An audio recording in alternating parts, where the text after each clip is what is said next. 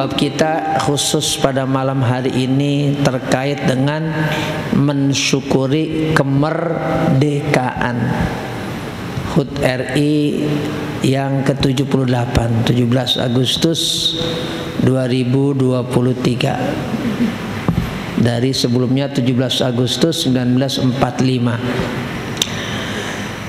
Seluruh jamaah yang dimuliakan oleh Allah Subhanahu wa taala, ada surah dalam Quran namanya surah Ibrahim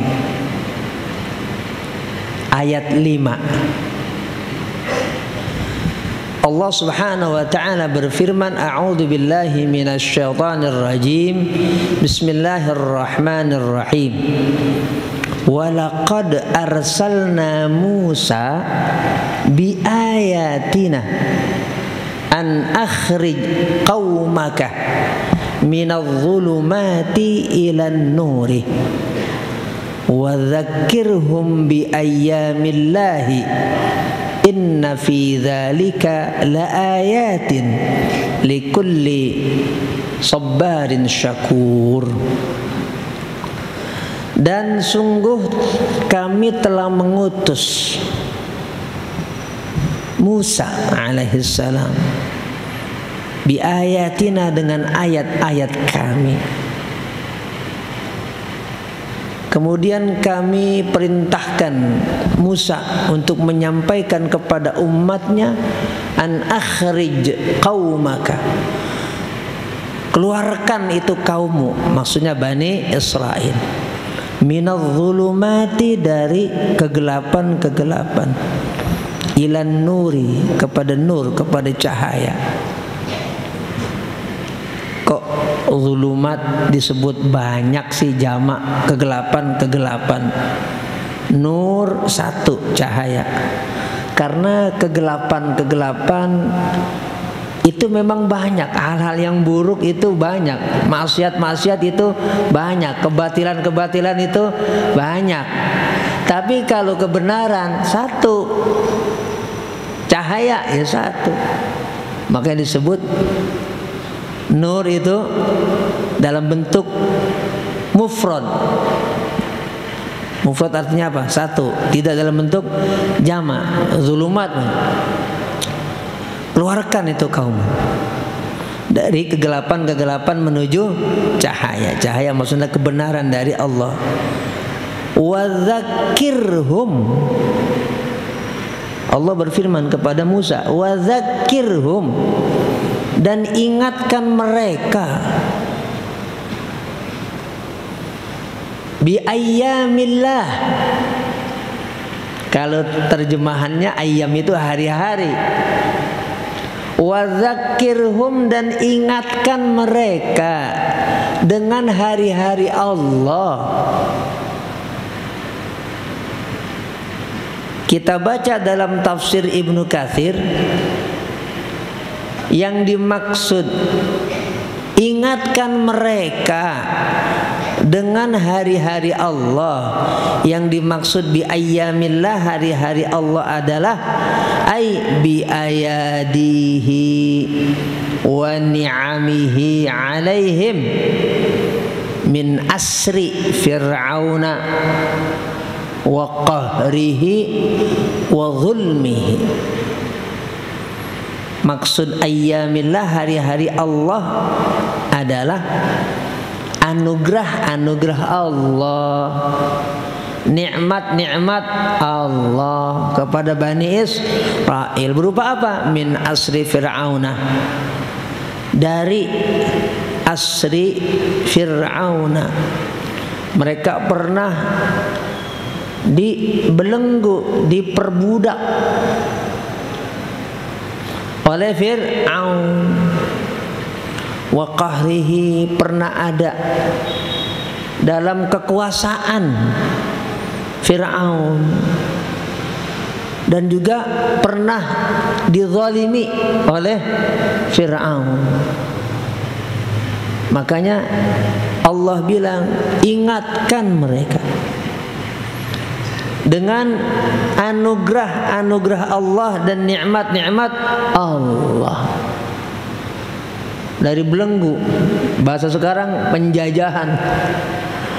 Karena Bani Israel sedemikian lama dalam belenggu penjajahan Fir'aun, dalam penindasan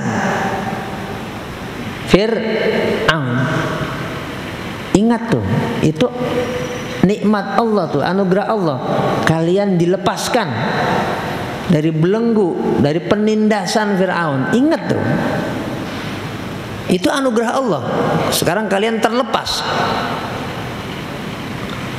Ada lagi penjelasan dari Al-Imam Al-Qurtubi dalam tafsir Qurtubi, namanya Al-Jami' li Ahkamil Quran.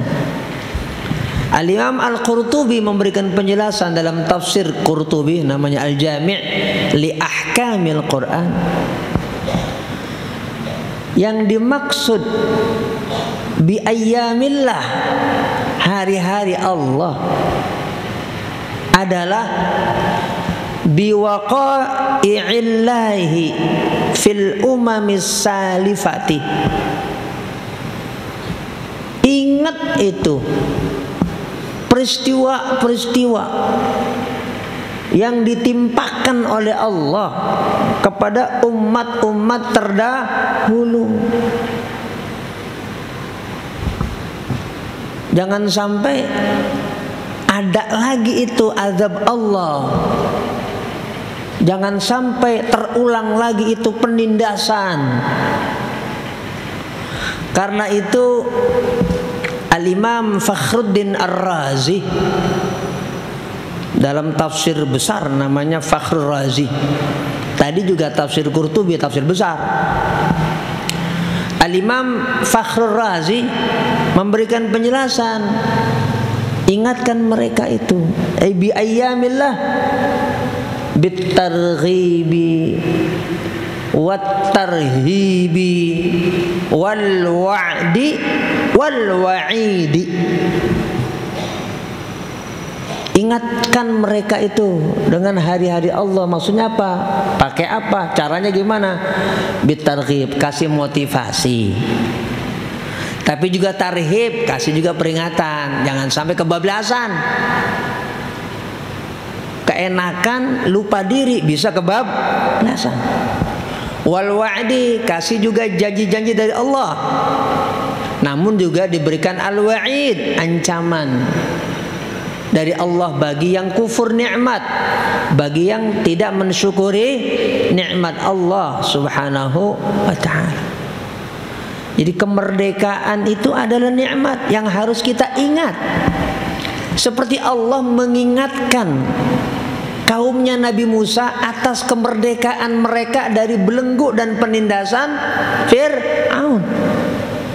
Dalam surah Ibrahim ayat 5 yang dijelaskan oleh para pakar tafsir, tadi udah saya baca sesuai tafsirnya, tidak saya terjemahin, saya baca itu tafsirnya dalam bahasa Arab. Dan ada hadis Rasulullah sallallahu alaihi wasallam. Ini riwayat Imam Bukhari dan juga riwayat Imam Muslim. Anna Rasulullah sallallahu alaihi wasallam kana ya'ti masjid Quba'in kulla sabtin rakiban wa masyian. Imam Bukhari dan juga Imam Muslim meriwayatkan dari sahabat Abdullah bin Umar bin Khattab radhiyallahu anhuma bahwasanya Rasulullah sallallahu alaihi wasallam, anna Rasulullah sallallahu alaihi wasallam kana ya'ti masjid Quba'in. Beliau ini senantiasa datang mengunjungi Masjid Quba. Kulla sabtin, rutin setiap Sabtu, rutin setiap Sabtu, berarti diulang tiap minggu. Setiap minggunya tiap Sabtu. Rakiban, baik beliau naik kendaraan atau masyian, atau beliau jalan kaki.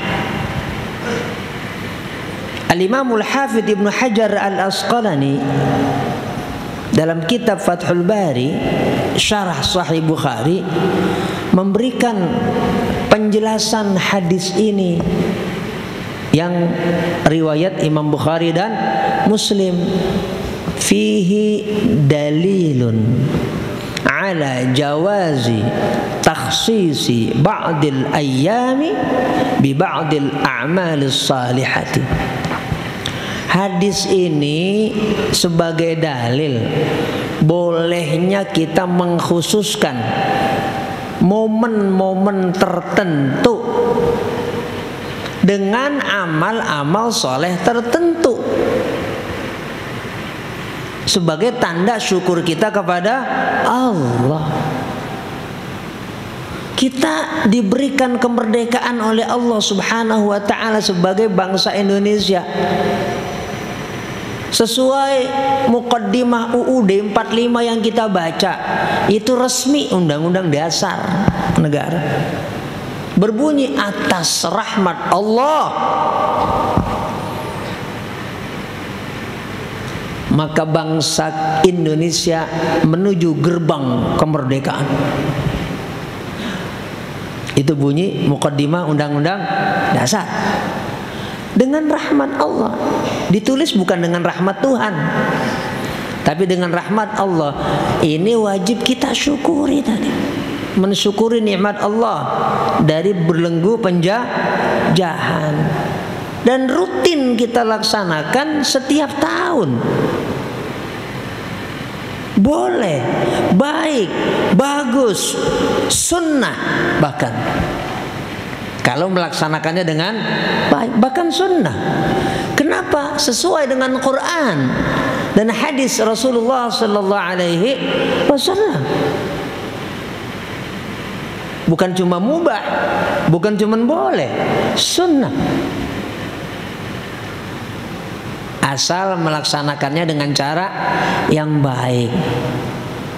Malam tanggal 17 atau subuhnya, yuk kita berdoa yuk, buat para pahlawan, buat para syuhada, buat para pejuang yang sudah mengorbankan nyawa darahnya buat republik ini. Itu satu di antara sekian banyak amal soleh yang bisa kita laksanakan, tanda kita syukur kepada Allah Subhanahu wa ta'ala.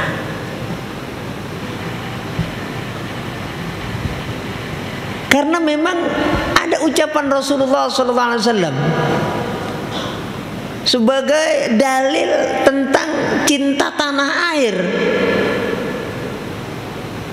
Pajata, di mana Imam Bukhari dalam Sahih Bukhari meriwayatkan ketika Rasulullah SAW hijrah dari Makkah ke kota Madinah, sebelum meninggalkan kota Makkah, Rasulullah SAW mengucapkan kata-kata indah kepada kotanya, kepada tempat beliau dari lahir sampai besar, sampai menikah, sampai diangkat jadi Rasul oleh Allah Subhanahu wa ta'ala.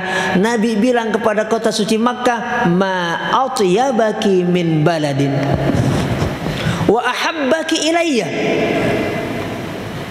laula anna qaumi akhrajuni ma sakantu ghairaki. Nabi bilang, ma atyabaki min baladin, wahai Makkah, betapa baiknya engkau sebagai negeri.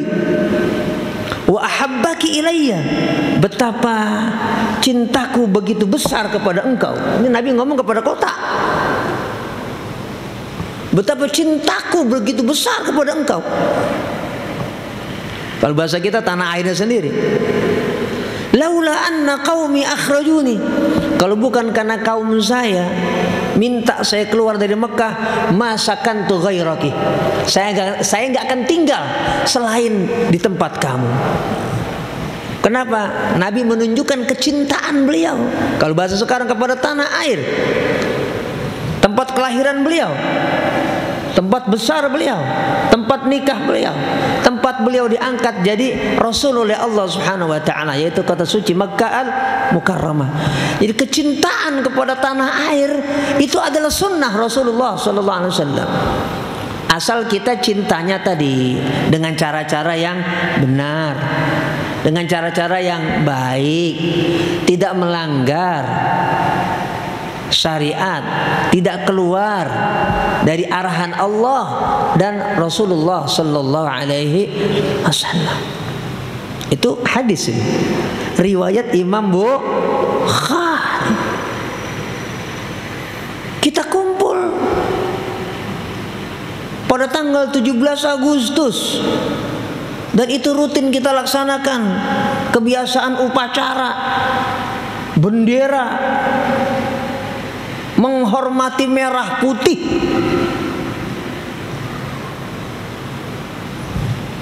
Kita tahu bendera itu terbuat dari kain, mungkin harganya murah.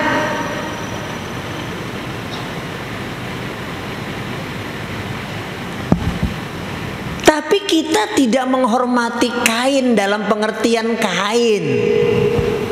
Kita tidak menghormati bendera dalam pengertian ansih sebagai bendera. Kita menghormati bendera bukan karena benderanya sebagai materi, tapi makna di balik bendera. Makna di balik bendera. Kita tidak mengkultuskan bendera dan menghormati makna di balik bendera. Ketika kita menghormati dalam misalnya besok peringatan 17 Agustus, itu ada sunnahnya dari Rasulullah sallallahu alaihi wasallam.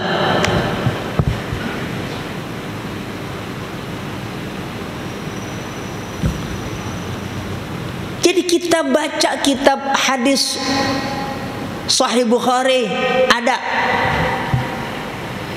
di dalam Sahih Bukhari ada kitabul jihad. Di dalamnya ada bab sub dari kitab tadi. Babun fi liwa'in Nabi sallallahu alaihi wasallam. Bab tentang bendera, tentang panji Rasulullah sallallahu alaihi wasallam. Di mana di dalam Sahih Bukhari ada hadis. Waktu Nabi berkhutbah, khataban Nabi sallallahu alaihi wasallam. Nabi berkhutbah. Terkait apa? Saat Nabi berkhutbah, perang Mu'tah lagi berkecamuk. Sekarang tempatnya di Yordania. Dulu itu kekuasaan Bizantium, Romawi Timur. Umat Islam lagi berperang melawan Romawi. Nabi berkhutbah. Ini mukjizat Rasulullah sallallahu alaihi wasallam. Beliau dikasih tahu oleh Allah Subhanahu wa taala. Dalam khutbah itu beliau katakan, khataban Nabi sallallahu alaihi wasallam faqala, Nabi Muhammad sallallahu alaihi wasallam bersabda, akhadha ar-rayata Zaidun fa usiba.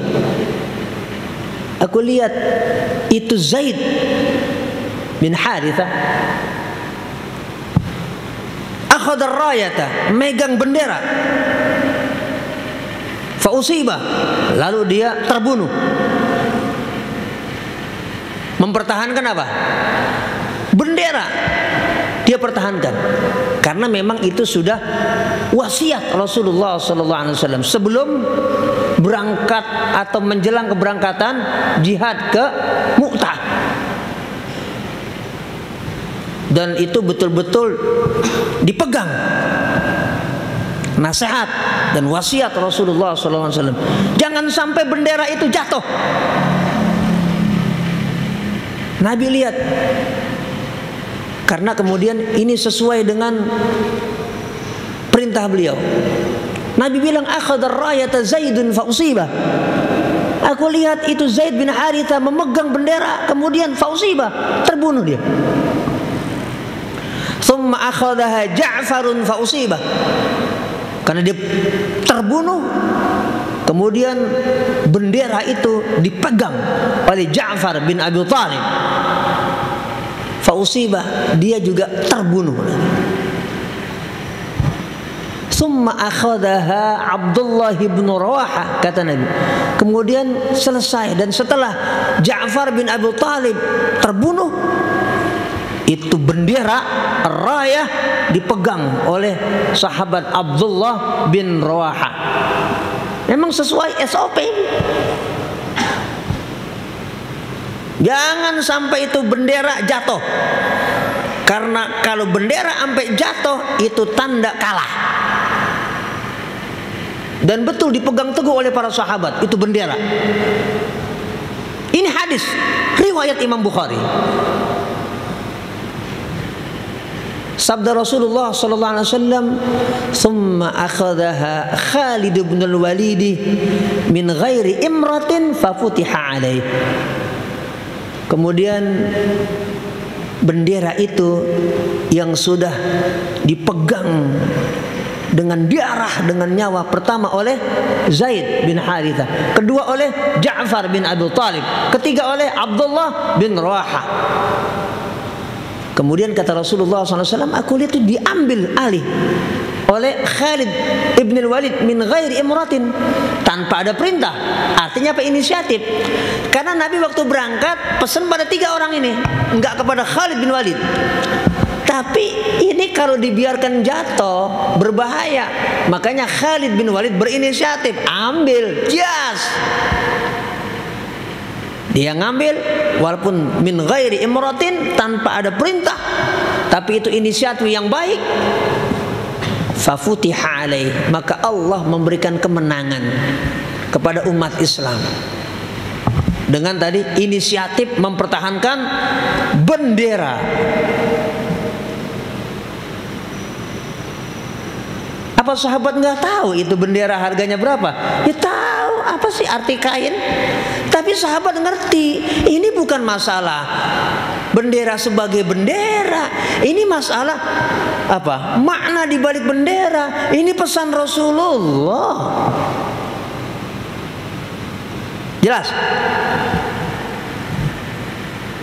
Jadi bukan sesuatu yang sifatnya haram, musyrik, atau bid'ah segala macam. Orang menghormat bendera ketika 17 Agustus, atau kita sekarang di rumah-rumah kita, di jalan-jalan memasang merah putih, itu sesuatu yang baik. Bahkan itu bagian daripada sunnah dan ajaran Rasulullah Sallallahu Alaihi Wasallam. Tinggal niat kita apa? Apa kegembiraan kita sebatas kegembiraan? Kita tentu tidak sebatas kegembiraan belaka. Kita pasang itu bendera karena kita mengenang jasa para pahlawan dengan mendoakan. Kita pasang itu bendera karena kita mensyukuri nikmat Allah. Sekarang kita lepas dari belenggu penjajahan. Kalau itu niat kita, maka masangnya kita bendera, maka upacara bendera, kita hormat bendera, itu dikasih pahala oleh Allah Subhanahu wa ta'ala. Yakin kita dapat rahmat dari Allah Subhanahu wa ta'ala. Seperti yang sudah kita bacakan itu Qur'annya, hadis-hadis Rasulullah sallallahu alaihi wasallam, tafsirnya, syarah penjelasan dari pakar hadisnya terkait momentum yang penting ini bagi Republik Indonesia, bagi NKRI, bagi kita warga negara Republik Indonesia, apalagi kita memang umat Islam yang kita semua tahu bagaimana jasa para ulama, para sesepuh kita, boleh jadi juga keluarga kita, orang tua kita di atas yang juga ikut berjuang di daerah dan di kampung kita masing-masing. Sehingga kita bersyukur kepada Allah. Sekarang kita diberikan kemerdekaan oleh Allah Subhanahu wa ta'ala. Tinggal sekarang tugas kita mengisi kemerdekaan dengan aktivitas, dengan cara-cara yang terbaik, dengan amal-amal saleh. Itu PR buat kita, itu tugas kita ke depan. Setelah 78 tahun kita diberikan anugerah oleh Allah Subhanahu wa ta'ala merdeka. Maka sering saya katakan, sering saya sampaikan, kita merdeka ini bukan kebetulan. Bung Karno, Bung Hatta, kita tahu, kita belajar sejarah.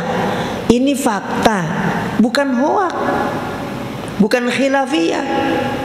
Indonesia memproklamirkan kemerdekaan tanggal 17 Agustus tahun 1945, itu bertepatan dengan hari Jumat tanggal 9 Ramadan tahun 1364 Hijriah. Kan gak kebetulan kita merdeka kok hari Jumat tanggal 9 Ramadan tahun 1364 Hijriah. Kan gak mungkin kebetulan. Ini rahmat Allah, ini anugerah Allah yang patut kita syukuri. Apalagi sering saya sampaikan di beberapa majelis, kemarin di Al-Muqarrabin saya sampaikan di Masjidnya Pak Haji Muhyiddin, dan bahwa malam Jumat itu Bung Karno dan Bung Hatta, BM Dia, Soekarni, Sayuti Melik, Ahmad Subarjo pada kumpul malam Jumatnya membahas teks proklamasi.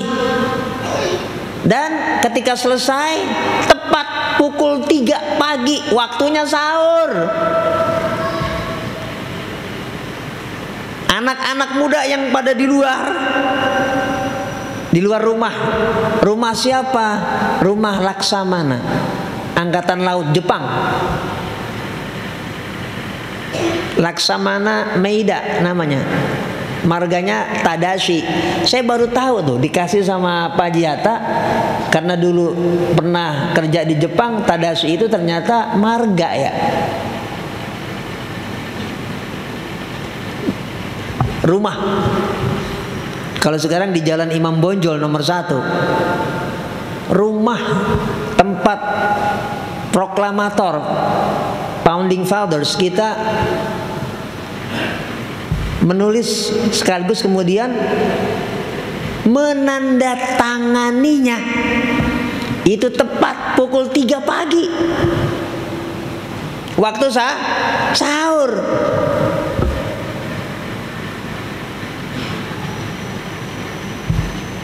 Bahkan Bung Hatta sampai menulis dengan rinci Menuju Gerbang Kemerdekaan, nama bukunya ditulis oleh Bung Hatta. Sampai Bung Hatta menuliskan secara rinci ketika malam itu menu makan sahurnya nggak ada nasi, kata Bung Hatta. Ini saya ngomong ilmiah, ada bukunya, ada referensinya. Yang ada cuma sarden sama roti. Ya, tulis Bung Hatta dalam memoir, dalam buku. Ditulis juga oleh Bung Karno dalam buku autobiografi Bung Karno yang kemudian disalin oleh wartawan Amerika namanya Cindy Adams.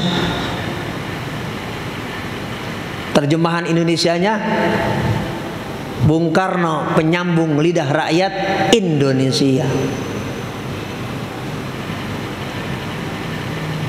Waktu sahur, betul sabda Rasulullah SAW, tasahharu fa inna fis sahuri barakatan. Ini juga riwayat Imam Bukhari. Sahurlah kalian karena pada waktu sahur ada berkahnya. Jadi hadis Nabi ini sudah dilaksanakan oleh bangsa Indonesia. Nih hadis ini, hadis tasahharu fa inna fis sahuri barakah. Sahur kalian, kenapa? Dalam sahur ada berkah. Berkahnya apa? Indonesia merdeka. Jadi Indonesia merdeka itu berkah sahur. Ini fakta sejarah, bukan hoax, fakta sejarah ilmiah. Ada referensinya. Itu saya kasih tahu barusan.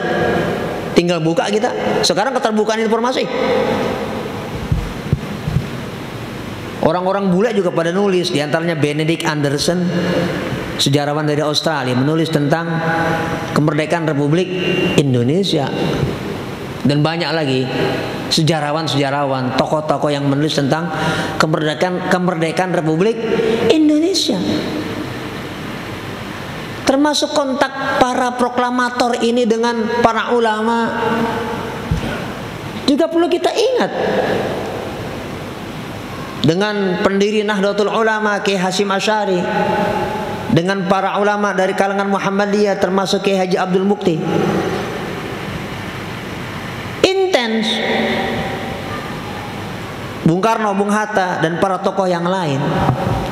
Artinya kita sudah disuguhkan oleh sejarah kalau para ulama dan para umara sejak awal berdirinya republik ini itu selalu bergandeng tangan.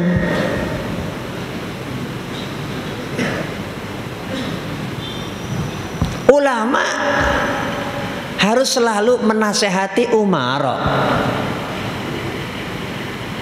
Umara jangan lupa minta nasihat kepada para ulama. Gitu. Nasihati dengan cara yang baik, yang tidak menjilat. Dengan cara yang baik, dengan kata-kata yang terbaik. Kan itu memang akhlak ulama. Nasihat wajib kepada para ulama, kepada para umara. Diminta atau tidak diminta, sampaikan. Amar ma'ruf nahi munkar, tapi dengan cara yang baik. Ud'u ila sabili rabbika bil hikmati wal mau'izatil hasanati. Umara juga punya kewajiban meminta nasihat dari para ulama. Ikuti tauladan para pendiri bangsa ini yang gak lepas kehidupannya dari para ulama, bahkan dari para habaib, dari para dzurriyyah Rasulullah sallallahu alaihi wasallam. Bagaimana Bung Karno begitu akrab dengan Habib Ali Al-Habsyi Kuitang misalnya. Sampai merdeka juga beliau biasa datang ke Kuitang, Majelis Taklim Islamic Center. Kan itu sejarah. Juga dengan para ulama. Jangan ada bahasa kerennya sekarang persekusi, macam-macam. Ya, ini suri tauladan dan tentunya ya saya ikuti. Saya sampaikan nasihat-nasihat kepada pemimpin yang ada di Bekasi yang saya kenal. Diminta atau tidak? Diminta.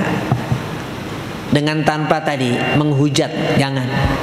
Ya, kita cara terbaik sesuai ajaran Islam, sampaikan yang terbaik walaupun pahit, tapi dengan cara yang baik, gestur yang baik, hati yang tulus, kata-kata yang bagus. Yang buruk, yang jelek, kebun binatang jangan dikeluarin. Karena itu memang. Tapi tegas. Tidak berbasa-basi, apalagi menjilat. Naudzubillah. Ulama menjilat, ini repot urusannya nanti, gawat di hari kiamat. Kata bahasa Bekasi, dikemplang bisa. Ustadz atau ulama-ulama model kayak begitu. Saya menasihati diri saya sendiri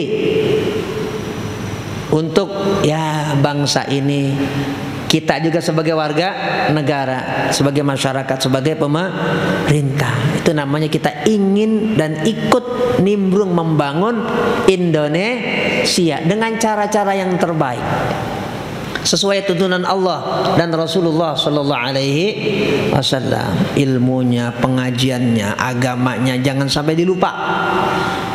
Kita kegembiraan besok kita luapkan, boleh, silakan, dengan cara yang halal.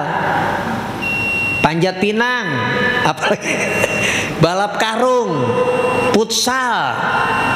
Tapi ada nih yang saya kritik ya. Besok jangan diulang lagi.